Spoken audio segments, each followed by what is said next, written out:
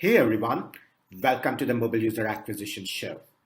In the Mobile User Acquisition Show, we feature interviews with the smartest folks in mobile and growth who share invaluable, actionable, tactical insights on every aspect of mobile growth and marketing, not to mention some adjacent areas just as well. The Mobile User Acquisition Show is presented by me, Shamant Rao, CEO of the mobile growth marketing firm Rocketship HQ, and produced by Karishma Sundaram, our superstar content marketing manager at Rocketship HQ. Each episode includes strategies, tips, and pointers from the leading edge of mobile growth marketing that you can use to unlock tremendous growth for your app in a sustainable and capital efficient manner. Our guest today is Sophie Vo, studio and game lead at Voodoo and founder at Rise and Play, a knowledge-sharing platform for leaders in the gaming industry. In today's conversation, we talk about Sophie's experience building a new gaming studio focused on producing casual games within Voodoo, a company that's much better known as in the hyper-casual space. In today's conversation, Sophie tells us about how she started building her studio from scratch and the completely unexpected challenges she had to face along the way, about the skepticism she faced about her business model, about the fundamental differences between casual and hyper-casual games, which she realized could threaten the future of her studio, and about the ticking clock that her team was building against. She talks about the shock of the pandemic on her then budding team and the emotional upheaval it caused. She talks about the critical conversations she had to have with her leadership and her own team when she realized that there were questions that were being asked about her studio, and she would have to justify a lot of her decisions that she was making. This is an incredible what's and all behind the scenes conversation, and I felt this was such an inspiring and instructive look at how Sophie operates, especially since she's incredibly candid and transparent about her challenges and struggles as much as she was about what she did to confront a lot of these challenges. We are so glad to bring you this interview with Sophie today. I am very excited to welcome Sophie Vo to the Mobile User Acquisition Show. Sophie, welcome to the show.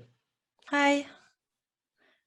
Yes, Sophie, very much excited to have you, certainly because I have read a lot of what you have written and spoken about, and I think a lot of that's very unique. You bring a very unique perspective to building a team and to team culture. And what I'm also impressed by is that you don't just have ideas, but you've also implemented a lot of these. And you have been willing to talk about what's been working and what has been challenging. You've been very open about a lot of your personal challenges and struggles as well, all of which I find very inspiring and certainly something that I definitely hope to learn a lot from you about today. So welcome to the show. Cool. Thanks for inviting me. Yeah. To get started, right, when you started at Voodoo, you had a blank slate. Your mandate was start a casual studio in a company that had been traditionally hyper-casual. Tell us about what were some of the first things you thought about as you were getting started. What were your first 7, 30, 60, 90 days looking like? And what was important to you in those early phases and what was not important? Yeah, so when it actually happened, it was, I think, almost 2 years ago. And I do remember clearly that time because it was actually also a big transition for me. My whole background has been in casual games, and for sure, joining a company very exciting such as Voodoo, known very much for hyper casual and in hyper growth, was thrilling, exciting, and a bit scary. So that also, knowing this, having this in mind, that defined actually a lot my personal strategy on how I started there. So my first priority when I joined was really to understand the founders.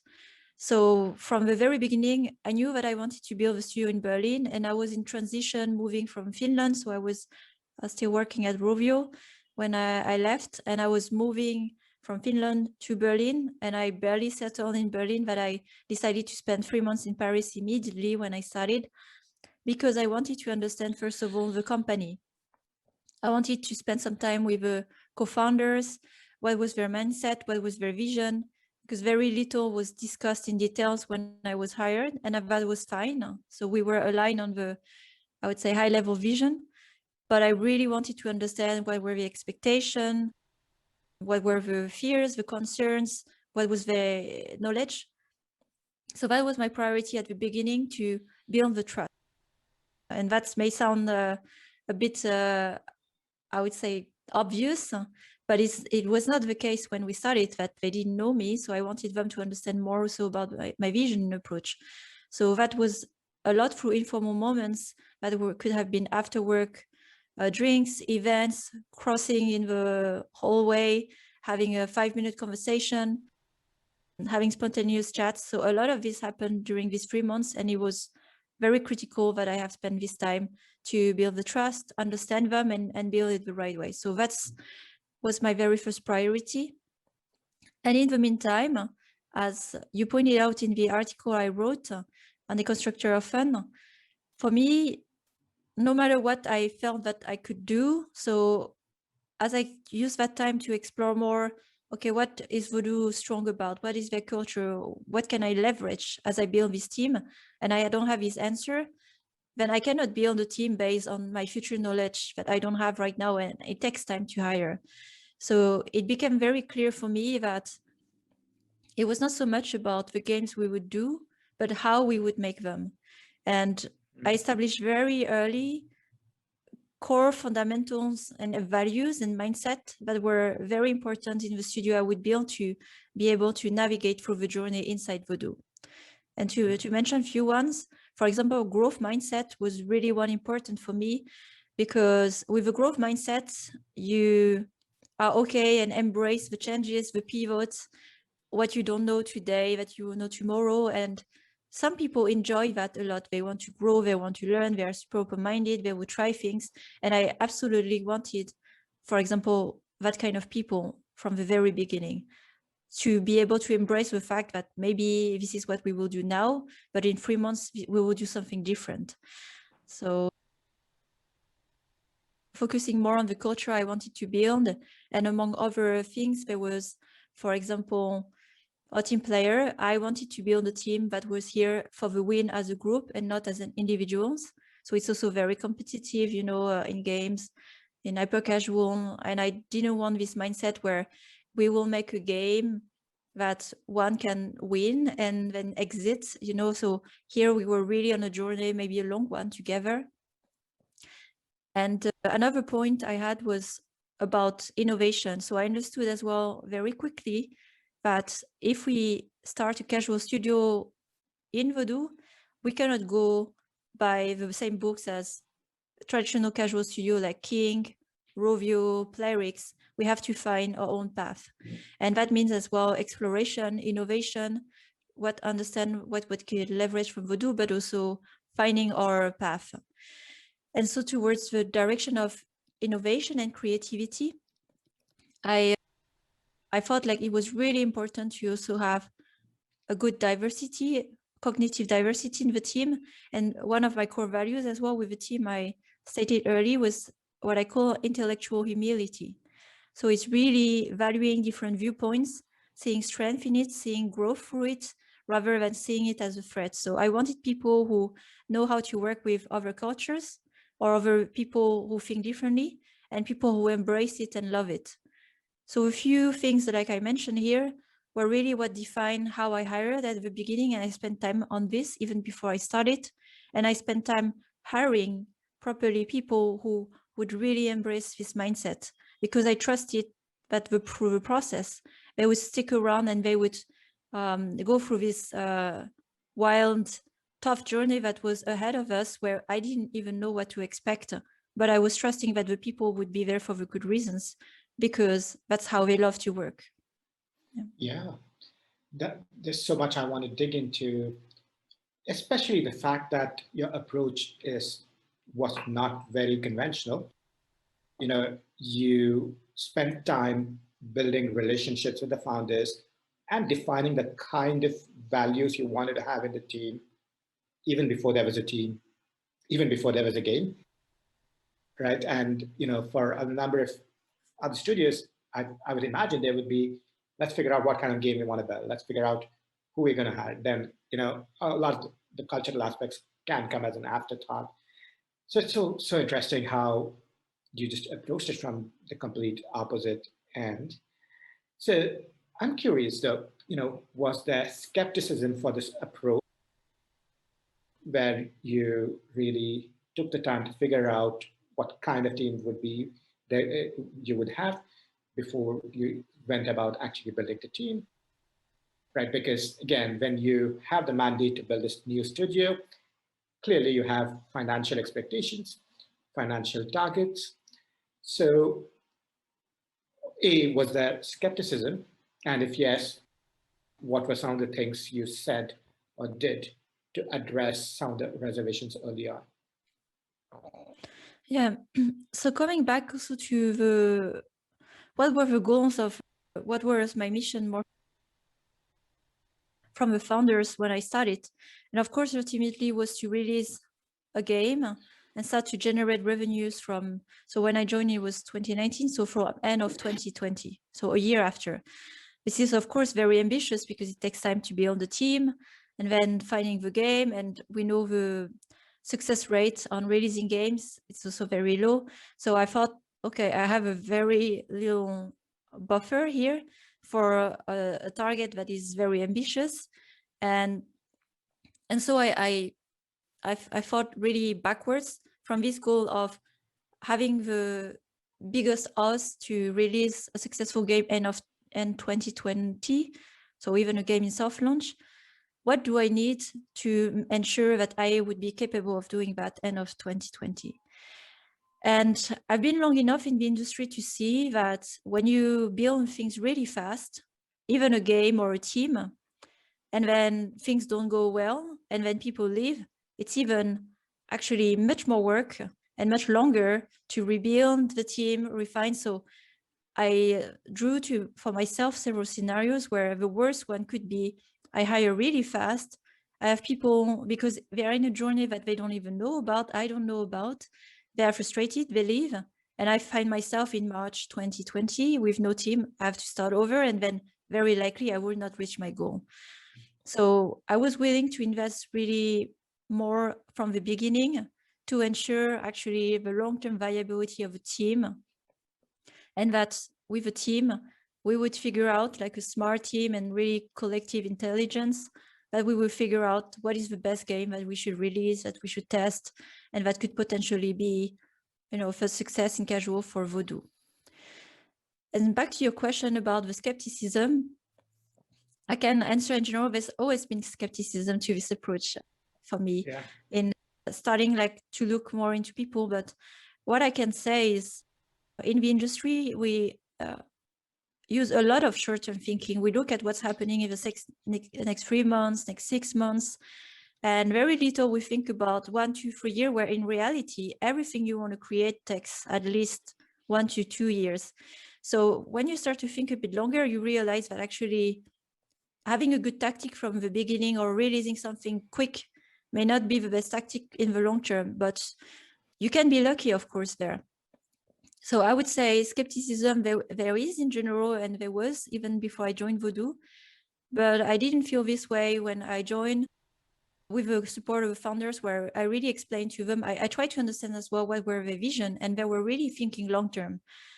Of course, I think the reality is founders always want to see long term, but the reality hits hard, where there's always pressure from external, points like investors, and then they may have to think again short term, mid term. So it's always a balance. But from the beginning, in the principles, they were really happy to have me. They really believed in my vision. They hired me for this as well, and so they supported it. Where I promised, under 6 months, I will build the team. So that's what I committed to. and they were okay with that. And I think this is where we could have a fine alignment from the beginning. So I didn't promise, for example, that I would build a team in 3 months. That was impossible. Yeah, I like what you said about, you could totally have moved fast, but that could actually mean more work if you move fast and make the wrong decision. I also I found it interesting that you built the relationship with the founders to make sure the expectations were aligned. You had the milestones defined, so everyone was clear. Right? And it's interesting, right? And it's also like you front-loaded a lot of the work of preparation, so you wouldn't have to scramble later. I'm reminded of this quote. It's perhaps apocryphal. I think it was Abraham Lincoln. A lot of quotes are attributed to him, but I think it goes like, give me 1 week to cut down a tree, and I'm going to spend like the first 6 days sharpening the axe.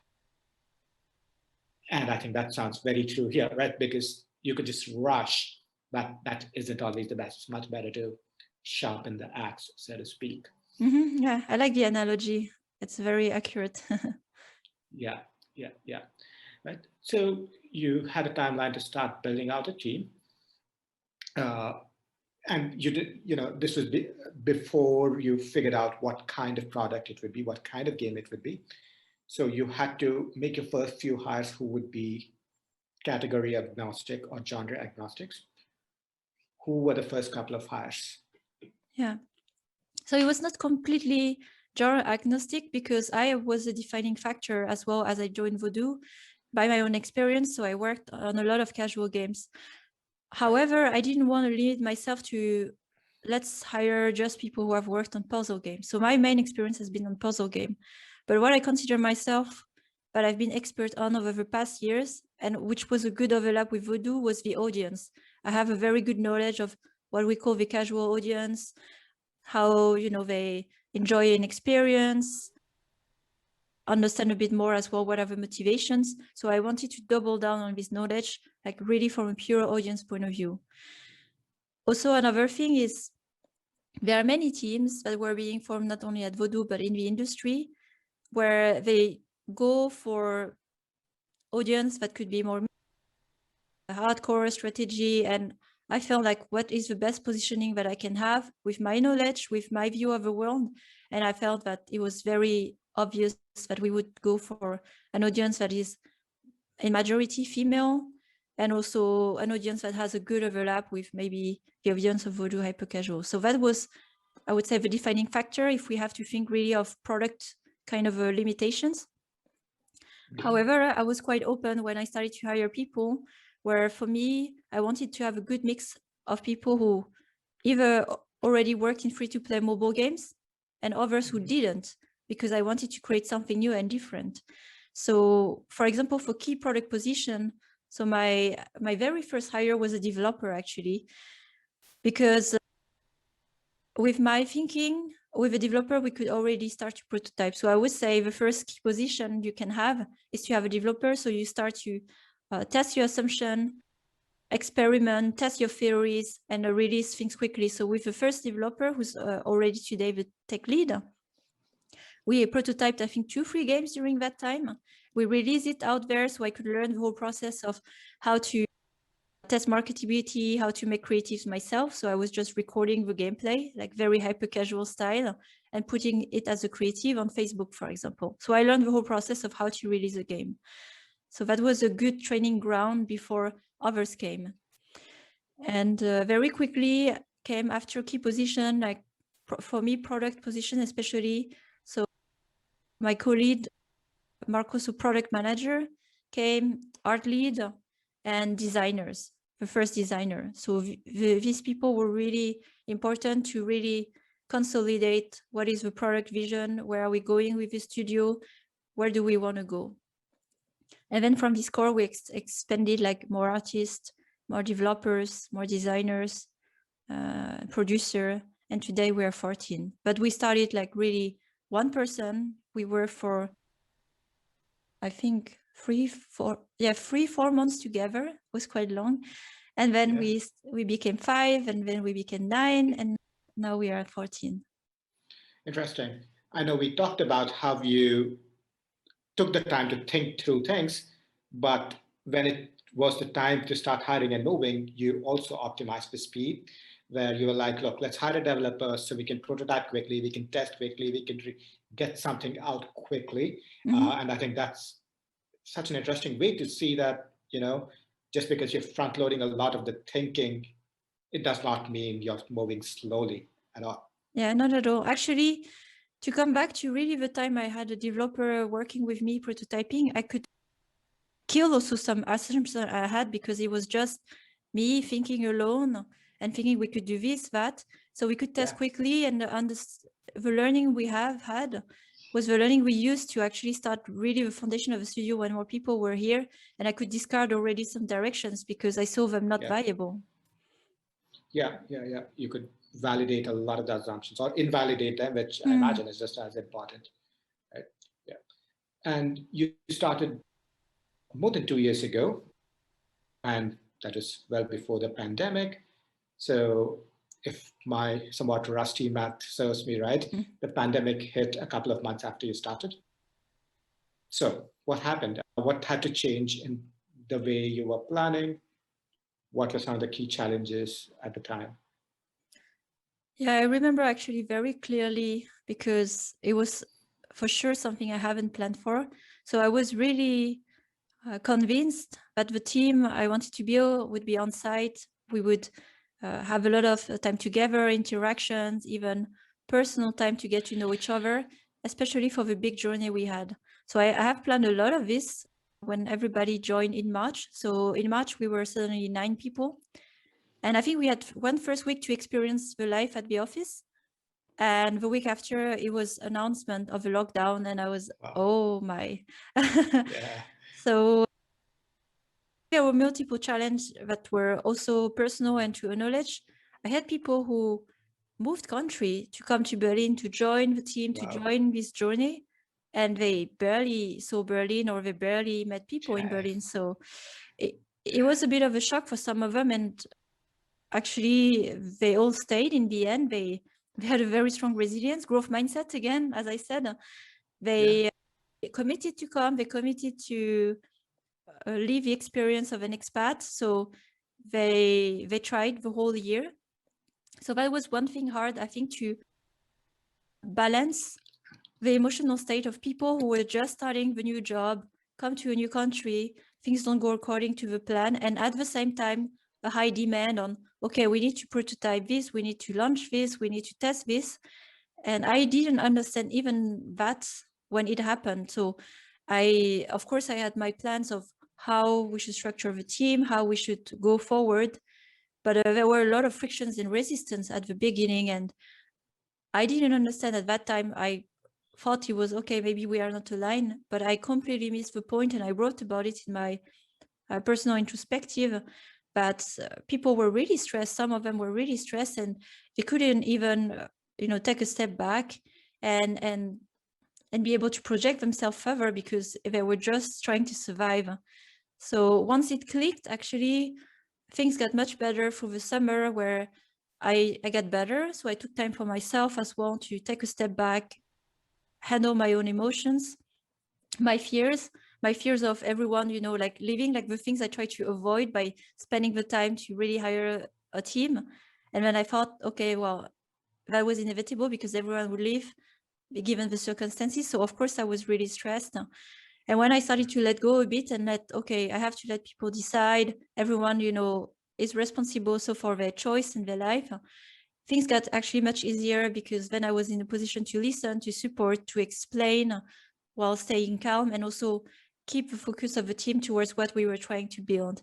And so the first 3 months really during the lockdown were really hard. And I think we went like in the stages of forming a team, if you know about it, like there's a storming phase. I think we went like full speed in the storming. We were really in it. So there were a lot of frictions, not to the point that they say, okay, I don't want to continue, but it was hard. People who were trying to find their position, their responsibility. And then it started to fit slowly, organically, as people get more comfortable, the trust was built. We started to ship things together organically. And since then, it's been a year. We are doing religiously every week a retrospective. And that has helped a lot, to really talk about the things that didn't go well and learn about each other, how we handle conflicts. And that created more trust inside the team, to trust that conflicts are not bad. We are a good team, people with good heart, and we will manage these frictions and we will get over it.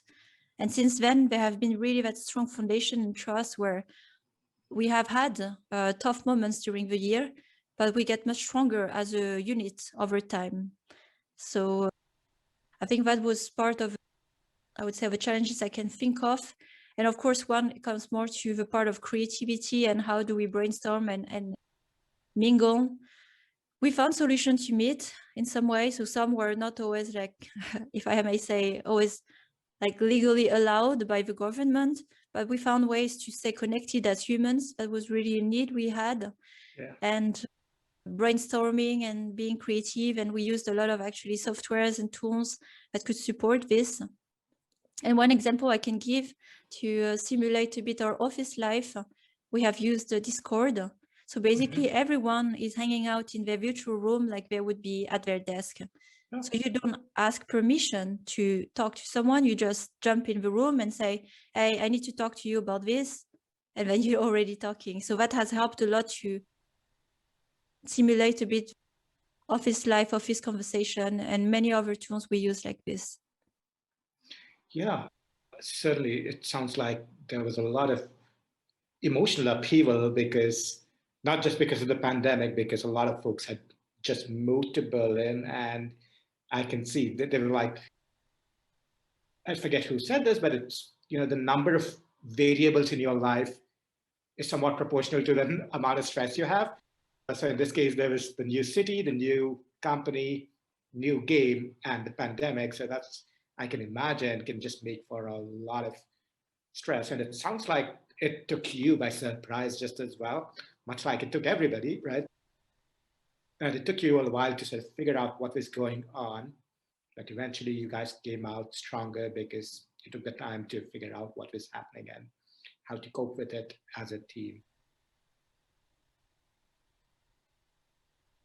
Also, just to switch gears a bit, you talked about how you were tasked with building a casual studio in a hyper casual company. And I imagine if there's that can come with cultural challenges, because there's specific ways of doing things in a hyper casual company and completely different ways of operating in casual, right? And I know you can speak to a lot of the specifics much more eloquently than I can. So tell us a bit more about some of the challenges in just by virtue of the fact that these were very, very different genres. Yeah. So I think the first main difference is really the business model. So hyper casual really operate on, games that can scale a lot with low cost of acquisition and revenue mostly through ads. And casual games traditionally are more from IAP, and of course the cost of acquisition can be crazy if you are in a very competitive market. So I think this was, at least from a pure business model point of view, a root of many differences we had, even when we had to compare. So of course it's very natural as a company to compare the performance and the velocity of the teams working on hyper casual and casual.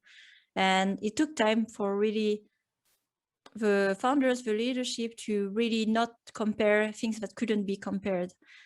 So to give an example, hyper casual game could be released in a week, and then within a month you're done, you put all the things that you need, like SDK, ads, you're ready to go, and you can start to be profitable from the month after, in the best case, right?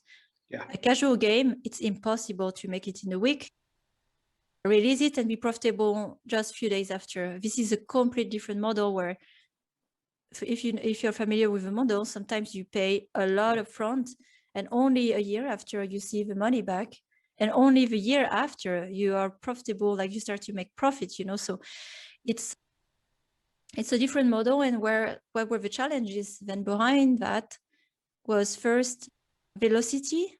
So of course there were sometimes the questions of, like, why is it taking so long? Not understanding, like, what are all these people doing? So in a team of 9 compared to a team of 3 in hyper casual, really not understanding the depth of game development, because it's much more complex when you create something that has to last for a year than something that can last for a month, you know.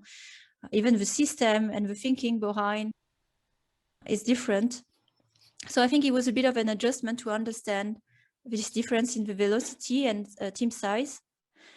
And second, I think, was really understanding where ads could play a part in casual games. Because when you only know ads, and I think it's a great opportunity for revenues, that was, I think, new for Voodoo as well, to, as a hyper casual company, to even understand the value of IAP revenues you make in a game, what it is to build an economy, meta progression. These things are never discussed in a hyper casual game.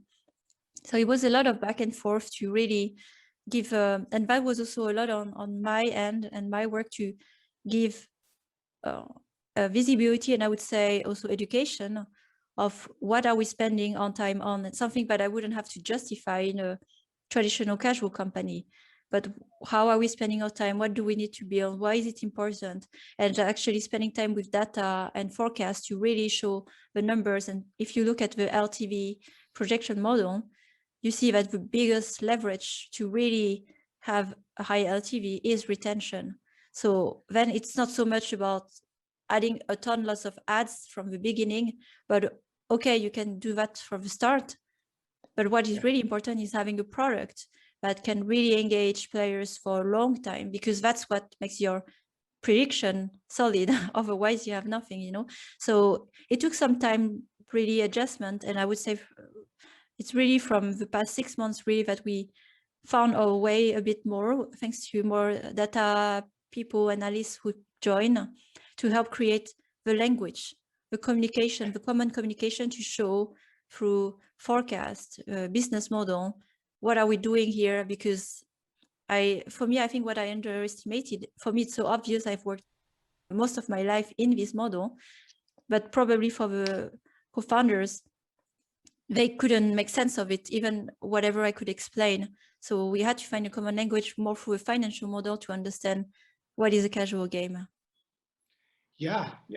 Now that you explain it that way, I realize how much of a difference there is, right? Just from the LTV curves to the velocity of like just building the game itself, right? So, and just how the monetization curves, the retention curves are shaped are just so radically different. And I can imagine if all they are used to is making bouncing ball apps that make money back within a week, but also just don't have that longer shelf life or have a relatively lower probability of success longer term. I can imagine how they would be like, why do you need 9 people and a year to put out a game when you could just run marketability tests right out of the gate to release it in a week, right? So it sounds like how you address that was really over communicating from the get-go, really explaining. And it sounds like a lot of that was just really noticing that a lot of people needed that kind of understanding and education about what somebody in a casual game company would just take for granted. Yes. And it's really interesting also for me that learning from hyper casual business model, I think I have incorporated really some very good concepts of it into how I make a casual game. And I think that's what makes it so special, how we created a casual game inside Voodoo. Yeah.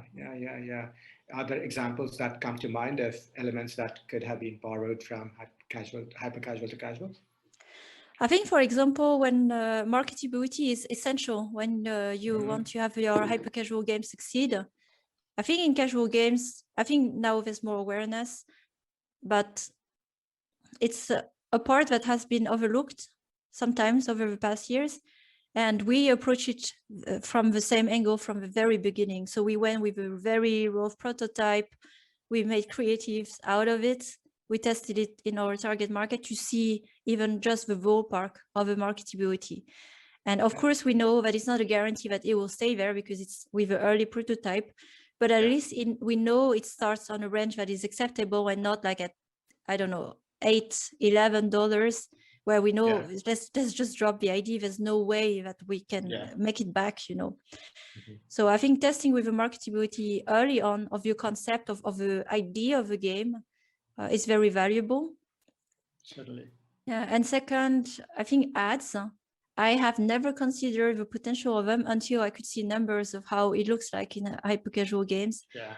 And I think it's still underestimated because maybe I truly believe that audience, well, are getting bigger. There are people who are adopting more the interaction with ads and actually value it. And what can, you know, more mature game looks like when, if, you know, it could be more incorporated. And that's what I've been exploring as well with. It's very interesting because it definitely changes some beliefs I had about ads working in casual games. So I updated actually my view about it and my knowledge about it by trying different things. So integration in our game as well. Certainly, right. Yeah, sounds like you were also open to everything you could learn from what was out there in the hyper casual culture, right? So, you know, again, you talked about how you communicated and over communicated as much as you could. But I imagine when you're working with a large company, when you're a small studio in a large company, trying to build something very different from what the core company is doing, I imagine there can still be reservations or skepticism. I imagine it could also just be multiple, just because there are multiple people within the leadership team, extended leadership team. I can speak to some of that because I was a part of a 5-member studio that was acquired by a public company, and I can speak to some of that. But I'm curious, in your case, right? I imagine that they can have it somewhat. I can see how there can be a lot of questions asked, a lot of reservations. So how did you uncover any reservations, spoken or unspoken, that people might have had that could be questioning your work? Yeah, so of course it has happened. And again, it comes back really to, I learned a lot actually last year to, I would say a part I could say self-management, emotional management, because it can of course be perceived quickly as an attack, as a threat, and people are questioning your existence, like, why are you here again? So I did have some conversation like that, and not necessarily with founders. We have an AMA every week, like a question asked to the CEO very openly, anonymously, on a weekly digest. And some questions come once in a while, like, what are the casual teams doing? They've been working on a game for X months. When do we see something they release? Was it a good investment? So they're really hard questions sometimes to read. And of course, the CEO is always happy to answer and talk about long-term things. So I think here was really, patience was really a thing.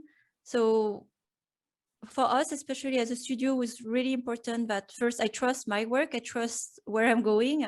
And that was not always the case. There was some moments a bit in the dark, but trusting, like, what do I know? What do I believe in? What do I not know? And I should verify ASAP.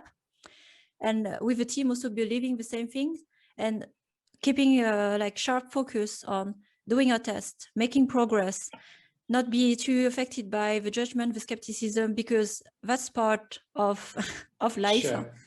Sure. And over time, when finally we started to have results, so I think it was end of last year. So when we launched our game, we had our D1. It was very early test, low. So when I say low, it was, I don't know, around 30% something. In the end, I would say not great. And in some cases, you would even kill the game at this point.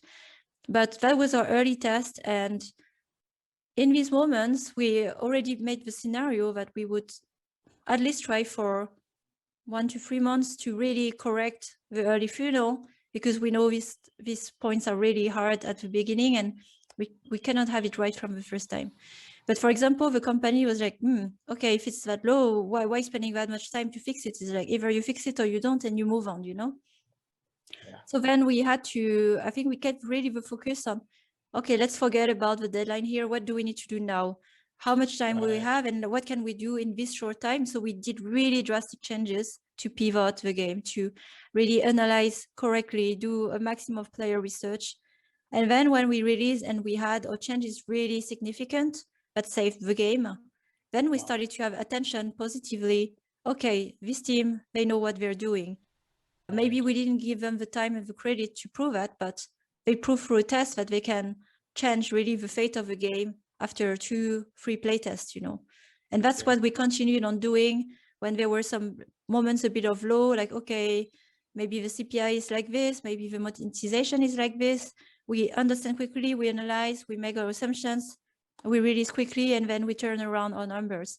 So I think over time now, after we've done that multiple times, trust started to build and they started to understand, okay, actually this team has different skills, different competencies, but since everybody speaks the same language in this company, which is data, through data, this is how we started to have actually also more the recognition from other teams because data spoke for us, you know. But when it was just pure development, it was really hard to have a buy-in because I understand it's a different language.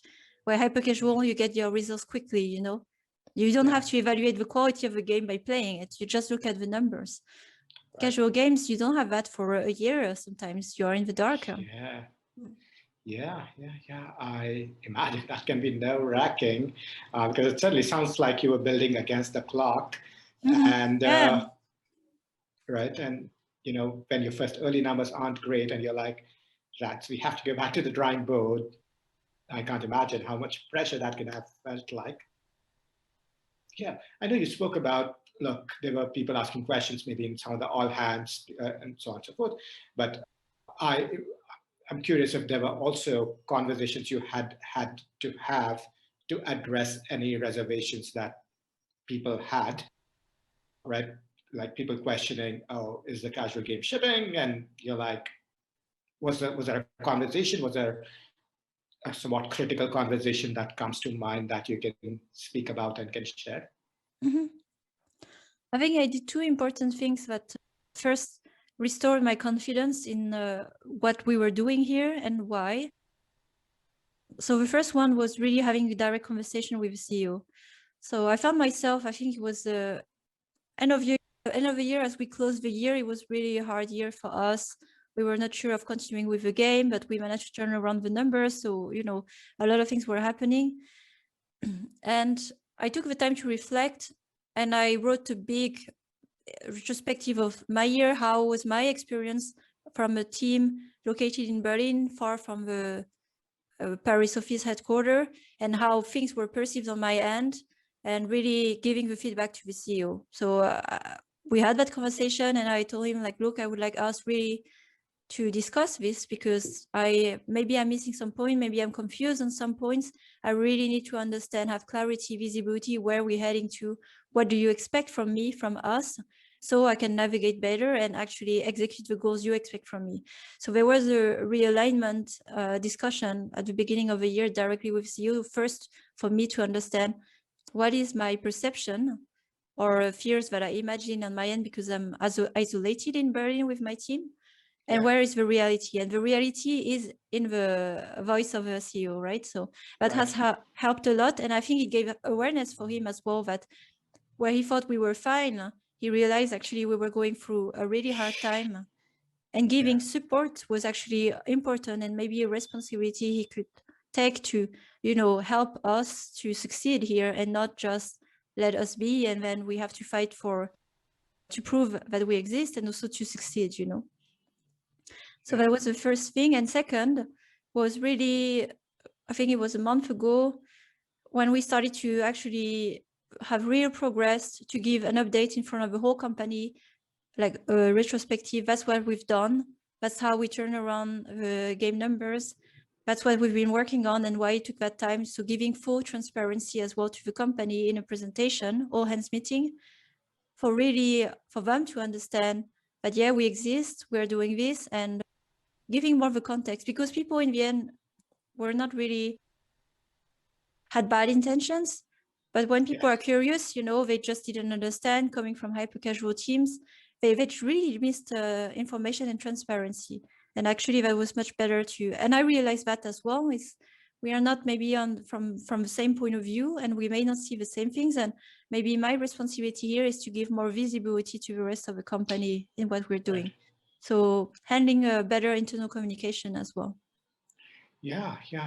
And I want to also underscore how, just taking the initiative to have both those conversations, to provide the full retrospective, and also to have that sort of candid conversation with your CEO, that's not obvious and not easy, right? And I can also see what you said about the CEO almost assuming everyone's going to be fine, because that's a mistake I've made. We have a very small team, but it's certainly a mistake I've made in assuming, and we're a small team and we're fully remote. And there's times when I've just assumed things are okay. And one of the lessons I've learned is to really over communicate with the team and just check in and make sure and tell them everything is okay when, because I also tend to be very, very optimistic as a person. So I just tend to assume everything is fine, whereas I've learned somewhat of a hard way that not everybody thinks that way. Yeah, I can totally see how courageous and how important those conversations can have been for you, right? And of the first conversation with the CEO, how were you, and also when you were clearly interfacing with a lot more stakeholders than your team was. So you were clearly getting a lot of the skepticism, the curiosity, the questions. You were confronting a lot of that. What were you sharing with your team, and how is this impacting your team? Mm-hmm. So of course, when there were comments in the AMA, all the team could see it, and sometimes, so we have our own internal, so AMA inside the team, and we have open conversations where I think it's important for me that there's really the feeling of safety in my team. So they were bringing up sometimes like, do we have the support of the company? It feels like maybe they are not, or it seems like people are questioning what we're doing. So they were asking me, what do I think about it? So I think in this moment, I really shared what I think. So what was my position and what I believed in. And I had really really confidence and trust in what we were doing, but that was not necessarily shared across the company. But nevertheless, I said, like, that's the confidence I have. I believe in what we're doing. It's just a matter of time. So at least it was reassuring on that part, that at least, one of us here has confidence to also inspire confidence in others. However, I was also very transparent about explaining here the context, it's a hyper casual, traditional company, and where they come from, that's what they value, that's what they see, that's what they know. It doesn't make them bad. So trying to explain, and I would say here, at least have the team to have a bit more empathy as well for the leadership or the other teams, because we are also in our little bubble of what we understand we're doing, but it's not the case for other teams. So what I was explaining really here is what I just told you, is the only way we will be recognized is through the universal language that happens in this company, is through data. So we have to prove results. So let's focus our time, our energy in making a great game. Be patient. Let's make it happen, and then things will follow. But let's not try to convince in the process as we're doing it, because it will be just hard. And they understood that. Of course, it's disappointing and they were sad, but I'm really happy how my team as well is really mature about that and understanding, okay, fine, let's use our energy to really build this game and prove, what we're doing here. And that has helped a lot. So yes, there were some disappointments, but again, out of maturity, they really understood as well, to not judge too quickly. Certainly. Right. And this is something you mentioned a couple of times today, which is you focused on building a common language, which was data. You focused on understanding with the other stakeholders and with your own team. I think you had the conviction that this game could work, and it wasn't just blind conviction. Mm-hmm. It's because this is certainly not your first rodeo. You've seen enough games, and I imagine that conviction is born of your experience knowing, oh, this thing is going to work. Right? Yeah, yeah. And yeah, you said you did say your games in soft launch, if I understand correctly, right? So it's going to be approaching global launch sometime soon, I imagine. So when you look back in hindsight through this journey, what were some mistakes, for want of a better word, or what are some of the things you felt you could have done differently along this journey? I think one main thing, and I think it hit us hard actually in the development, was really the share of proven versus innovation. So I had a team that is very creative, very diverse. So they come with a lot of ideas, they have a lot of inspiration.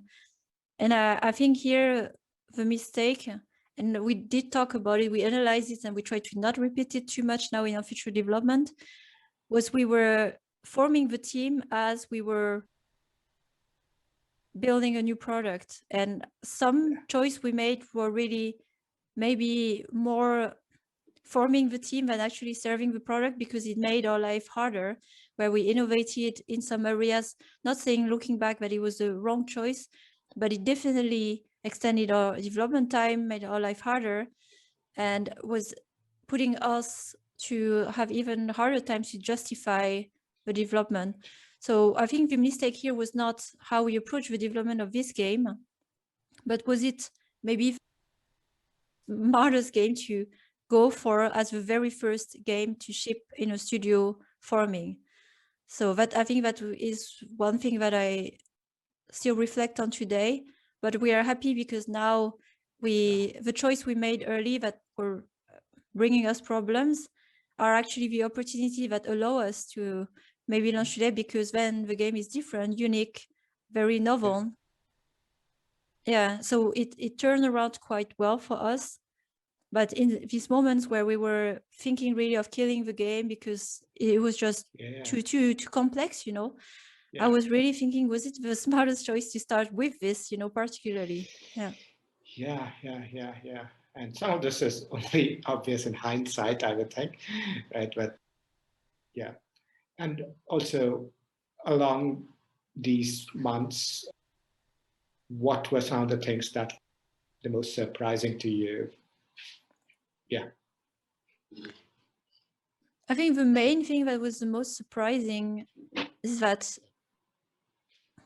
ads can make revenue. I think that's the thing. I really discarded it, and I was really an organization that really were anti-ads, and I cannot be anti-ads being at Voodoo in a hyper-casual company. So until I actually worked on it and see value in it, that was, I think, the thing that surprised me, because finding myself valuing it actually is something I didn't expect. Yeah. I can imagine, right? So certainly a number of game developers that have worked in casual or somewhat traditional games, I can see ads can be almost an afterthought, certainly. Sophie, I'm just thinking back about the last couple of minutes, many minutes that we've spoken. There's so much that you've spoken about. That's so much that I feel like I've learned from you just in the last hour or so. This is perhaps a good place for us to start to wrap. I do want to thank you for the openness and transparency with which you told your story. It's certainly something I find very, very inspiring. Thank you. But of course, before we let you carry on, would you tell folks how they can find out more about you and everything you do? Yeah, I would say the best way is LinkedIn personally for me. And I started at the beginning of the year an initiative that is very dear to me about conscious leadership, and a masterclass called Rise and Play. So you can check it as well on riseandplay.io. And you have a lot of the things I have shared about today that are maybe more practical for you if you are also in a position of leadership. Wonderful. We will link to all of that, including riseandplay.io, or the masterclasses. Some of them are free, correct? Or yeah, they are all free. They're all free. Yeah. They're all free, and you've offered them in the spirit of sharing. Certainly, we will link to all of that, Sophie. But for now, thank you so much for being on the Mobile User Acquisition Show. Thank you. Thanks for inviting me. And I really enjoyed our conversation. For more tips, pointers, and strategies from the leading edge of mobile user acquisition, subscribe to our YouTube channel right here, or check out our blog, rocketship.hq.com/blog.